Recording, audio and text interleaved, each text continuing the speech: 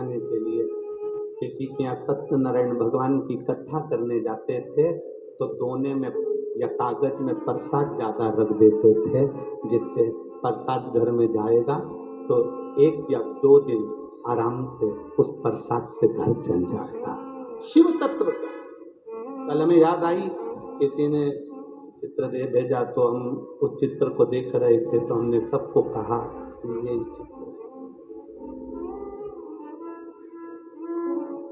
कौन साथ दे, किसका साथ कौन देगा?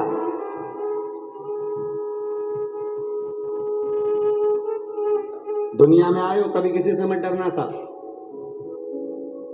दुख की घड़ी में कोई साथ देने वाला नहीं होता। जब आप सुखी होने लगते हो, थोड़ी तरक्की कर जाते हो तो दुनिया के लोग आप पर आक्षेप लगाएंगे, उंगली उठाएंगे, अपशब्द कहेंगे, ताने देंगे। सारे सत्ता, सारा वैभव वाले सब आएंगे तुम्हारे सामने। जो इतना ज्ञान देने वाले आज मिलते हैं, जब हमारा दुख की घड़ी थी, जब एक एक रोटी के लिए तरसे थे, तब कहाँ चले गए थे? जब उस समय तुमने साथ नहीं दिया, तुम सामने नहीं आए, जब महादेव ने हुआ तो फिर उसका गुणगान क्यों ना करें?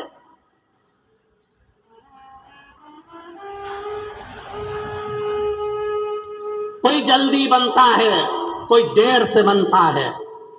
एक लाइन याद रखो ना,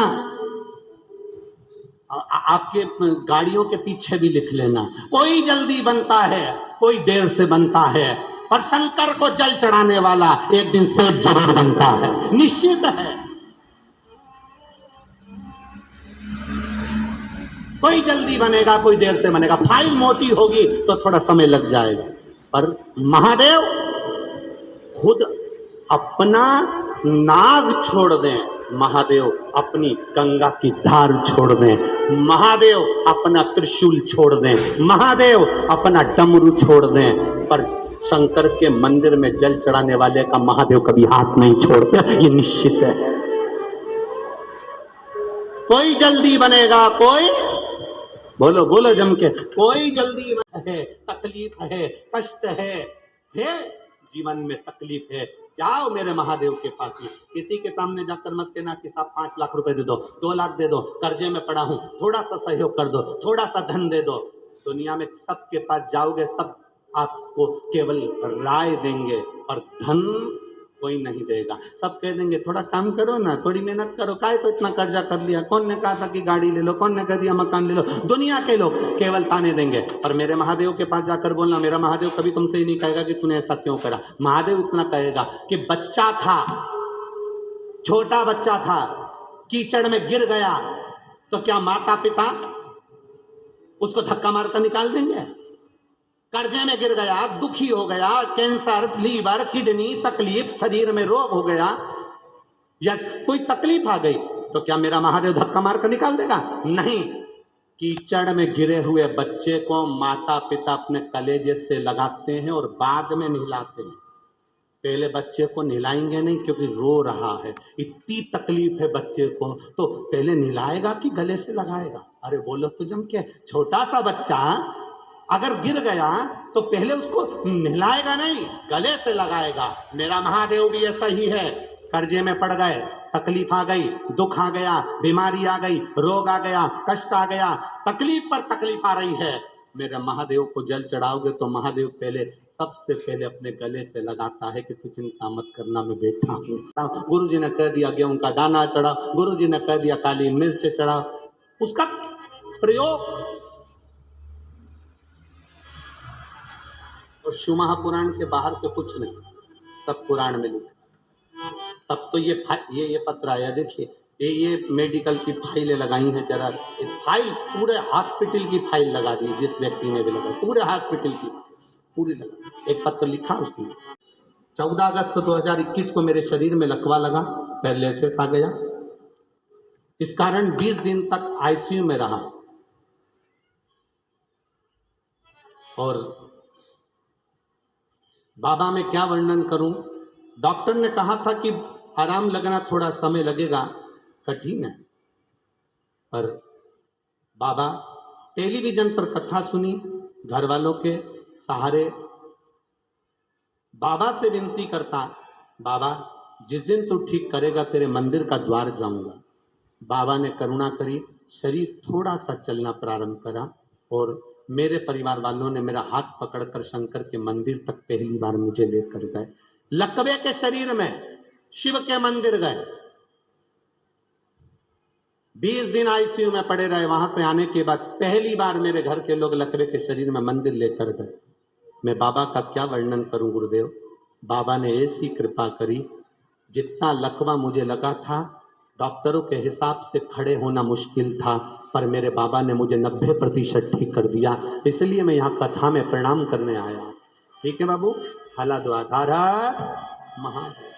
एक और बात कहना चाहता हूं, मेरा पुत्र अंशित 8 साल से उसकी यहाँ संतान नहीं हो रही थी और बाबा की कृपा से मेरे यहाँ बेटे का, घर में बेटे का जन्म हुआ है। मैं बाबा को यहाँ नमन करता हूँ। हर शिवाय नमस्तुभ्यं शिवाय नमस्तुभ्यं।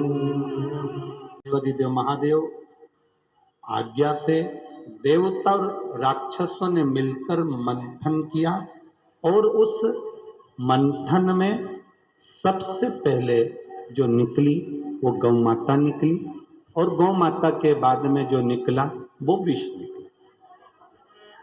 अब ध्यान देना, पहले निकली है गौ माता, उसके बाद निकला है फिर विष।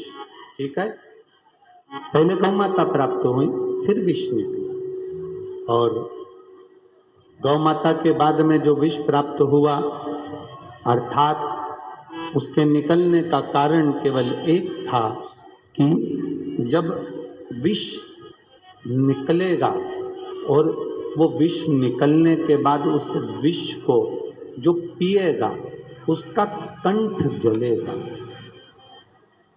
कंठ जलेगा। उस कंठ की जलन को अगर रोक सकता है तो कोई वो गौ माता का दूध रोक सकता है।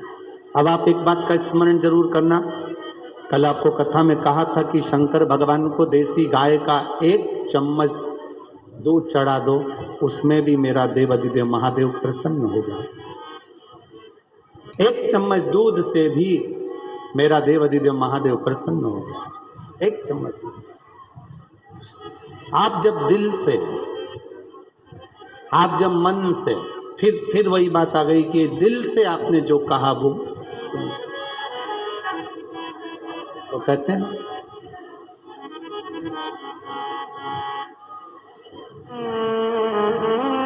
शिव भोला है पर शंकर भोले हैं, शिव भोले हैं, ओघड़ी हैं, दयालु हैं, दातार हैं। आप दिल से जब उससे कुछ कहोगे तो वो दिल से सुनता। शंभु। अब मंथन हुआ, मंथन में गौ माता निकली, गौ माता के बाद में विष निकला और के बाद जो विष निकला उस विष को फिर कहाँ भेजा जाए। अब जो विष निकल गया उसको भेजोगे तो कहाँ भेजोगे, उस विष को कहाँ भेजोगे। अब उस विष को भेजा जाए तो कहाँ भेजा जाए, ये विचार किया जाए कि विष कहाँ भेजे हम, विष को कहाँ भेजें। शिव कथा कहती है सारे देवताओं ने विचार कर कर उस विष को भगवान देवाधिदेव महादेव के पास भेजा। जो सरल होता है, सहज होता है, सहजता जिसके भीतर होती है विष वही पी सकता है। शंकर को जल चढ़ाना सरल है, शंकर को बेलपत्र चढ़ाना सरल है, शंकर को धतूरा चढ़ाना सरल है, शंकर भगवान के मंदिर जाना सरल है, पर शंकर भगवान के स्वरूप का गुण अपने भीतर लाना कठिन है। शिव के गुण को अपने भीतर लाना बड़ा कठिन है। शंकर भगवान के गुण को अपने भीतर लेकर आना, शंकर का सबसे बड़ा गुण यही है कि उन्होंने विष पिया है, विष उगला नहीं है। क्या करा है उन्होंने? विष पिया, विष उगला नहीं है उन्होंने। विष को पिया। और शिव महापुराण की कथा कहती है, जिसने अपने जीवन में क्रोध, काम, लोभ, आसक्ति, वासना, तृष्णा और ये मोह, आसक्ति का जो विष है, क्रोध का जो विष है, जिसने पी लिया, समझ लो उसने शिव तत्व को प्राप्त कर अपनी जिंदगी को सार्थक बना। शंकर भगवान ने विष को पिया, विष उगला नहीं है। संसार के लोग विष पीते कम हैं, बोलो बोलो जम के जरा, उगलते ज्यादा। यहां विष पिया, उगला नहीं है, धारण किया। और देखिए शंकर भगवान की कथा कहती है कि वो जिस विष को पी रहे हैं वो हलाहल विष साधारण नहीं हो सकता। विष पीते ही भूमि पर गिरे। अब देवादिदेव महादेव जैसे ही विष पिया, पीते ही भूमि पर जब नीचे की ओर बैठे, देखते से माता सती ने, माता पार्वती के चित्तवृत्ति में आया कि मेरे महादेव ने ये विष पी लिया है, मेरे बाबा ने ये विष धारण कर लिया है, ये विष पिया है। जब महादेव ने ये विष धारण किया तब कंठ पर जब नीला कंठ होने लगा, तब माता सती, माता पार्वती जी भगवान शिव के उस विष को संभालने के लिए शंकर भगवान के कंठ पर जाकर विराजमान हो जाती हैं। वो मां पार्वती कंठ पर पहुंच गई। अब एक बात याद रखना, कई लोग कहते हैं कि शंकर का नाम लेने से पंचाक्षर नमः शिवाय, षडाक्षर ओम नमः शिवाय, या श्री शिवाय नमस्तुभ्यम, या महामृत्युंजय मंत्र, इन सब मंत्रों का जाप करने से होता क्या? इन मंत्रों को जपने से होता क्या है? शिव महापुराण की कथा कहती है, ये मंत्र हमारे रोगों को, हमारी तकलीफों को, हमारे भीतर जो विकार होते हैं, रोग होते हैं, तकलीफ होती है, कष्ट होता है, उसको महामृत्युंजय मंत्र हो, चाहे पंचाक्षर नमः शिवाय, षडाक्षर ओम नमः शिवाय, या श्री शिवाय नमस्तुभ्यम, ये मंत्र हमारे भीतर के विकारों को, रोग को, तकलीफ को, कष्ट को रोकते हैं। जैसे सती मैया ने कंठ के जहर को कंठ पर ही रहने दिया, नीचे उतरने नहीं दिया, इसी तरह हमारे जो शास्त्रों में वर्णन मंत्र हैं, ये मंत्र हमारे अंदर अहम को उतरने नहीं देते हैं, भीतर उतरने नहीं। मंथन हुआ, भोले हैं शंकर, सहज जो होता है, सीधा जो होता है, विष उसी के खाते में गए।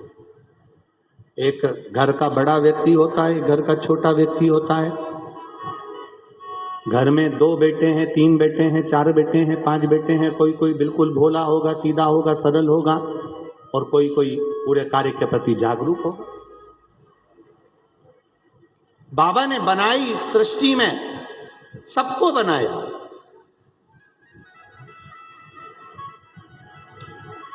किसी ने कहा, भगवान एक बात बताओ गुरुजी, भगवान को अगर बनाना था तो भक्ति भक्त बना देते, तो फिर ये निंदा करने वालों को, चुगली करने वालों को, बुराई करने वालों को, बेकार काम करने वालों को क्यों बनाया?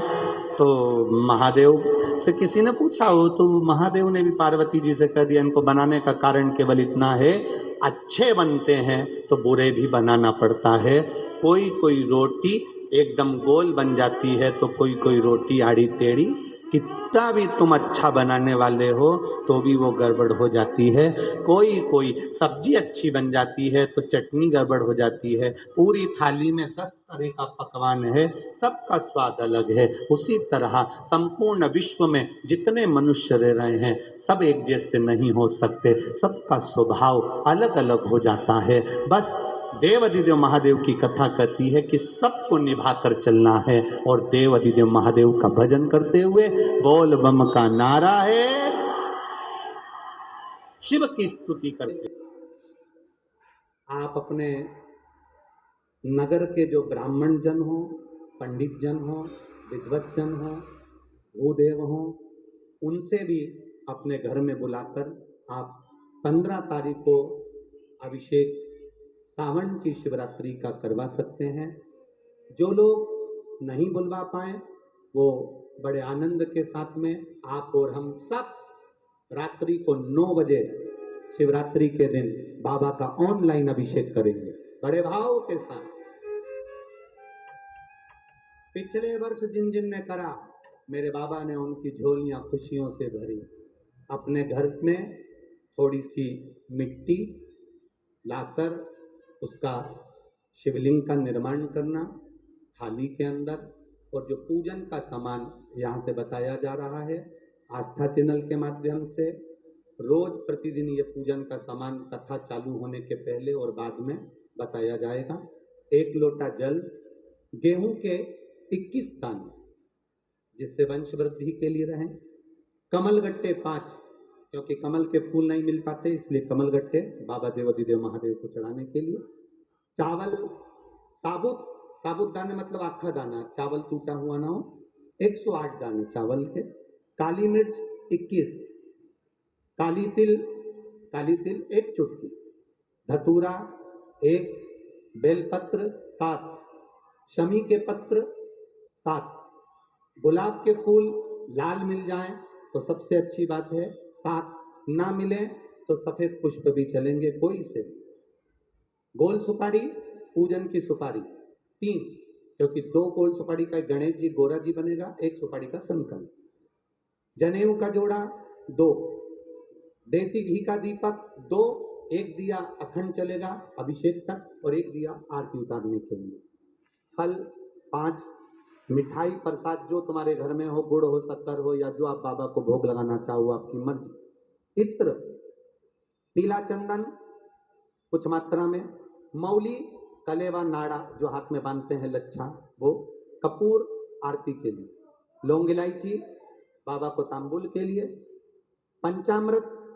पंचामृत थोड़ा सा कटोरी में भी बना लें, थोड़ा थोड़ा सा अलग भी रख लें, दूध दही घी शहद शक्कर गंगा जल आदि ये भी रखें, और शिवलिंग बनाकर तैयार रखना। रात्रि को 9 बजे पूजन की थाली लगाकर रखना जिसमें रोली मौली चंदन अबीर गुलाल सब रखा हुआ हो, ऐसी थाली लगाकर रखना।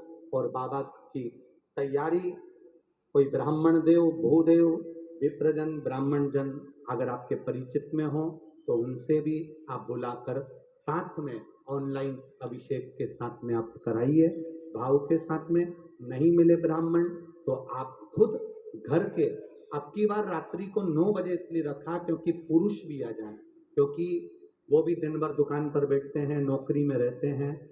हम तो बाबा से ये प्रार्थना करेंगे कि जो जो अभिषेक में बैठे और जो वो काली मिर्ची समर्पित करे उसकी जिंदगी में कभी कोई बीमारी ना आए, बस इतनी कृपा करें। प्रथम सुख, पहला सुख कौन सा है? निरोगी काया। दूसरा सुख है घर में आया। हमारे घर में हम स्वयं पार्थिव शिवलिंग का निर्माण करें। 1 घंटे 9 बजे से 10 बजे तक रात्रि को 15 तारीख को ऑनलाइन शिव जी का अभिषेक शिवरात्रि के दिन सावन महीने का होगा। ये भाव के साथ हम अलवर की भूमि से कराएंगे। आप सब अपने अपने घरों में परिवार के साथ आनंद के साथ बैठकर एक उत्साह के साथ में मुंह उतार कर नहीं, मेरा बाबा शिवरात्रि के दिन तुम्हारे घर में सावन के महीने में आ रहे, खुशी के साथ खूब आनंद के साथ उत्साह के साथ में, और टीवी की आवाज तेज कर जिससे शब्द की गुंजान बाहर तक जाए, और श्री शिवाय नमस्तुभ्यम बोलते बोलते नमः शिवाय पंचाक्षर मंत्र ओम नमः शिवाय बोलते बोलते बाबा का सावन महीने का अभिषेक करें। ये बार बार नहीं होता, साल में 1 बार हम लोग कराते हैं और आप लोग साथ में करते हो। घर में मिट्टी का शिवलिंग और विसर्जन करना है। तालाब सरोवर बावड़ी कुआं कहीं जाने की जरूरत नहीं। अपने पास में जो वृक्ष हो, पेड़ हो, मट्टी का कुंडा हो, पौधा लगा हो, वहीं पर विसर्जन भी आप उसी में करें, जिससे हमारी नदी तालाब बावड़ी स्वच्छ रहे, पवित्र रहे। विसर्जन भी उसी दिन रात्रि को उसी समय पर बड़े भाव के साथ पूजन के साथ करें। शिव तत्व पूजा क्या मिलता है? सावन की शिवरात्रि का अभिषेक सुख देने वाला।